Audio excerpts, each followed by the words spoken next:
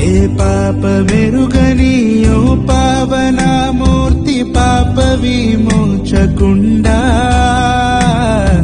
నా పాలి దైవమా నా పాపముల కొర ఈ పాట్లు నొందినావా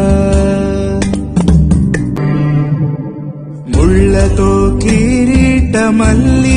శరముపై చెల్లాటమున ముత్తిరా ఉళ్ళ పోట్లకు శిరము తల్లడిల్లగ సొమ్మ సిల్లిపోతివ రక్షక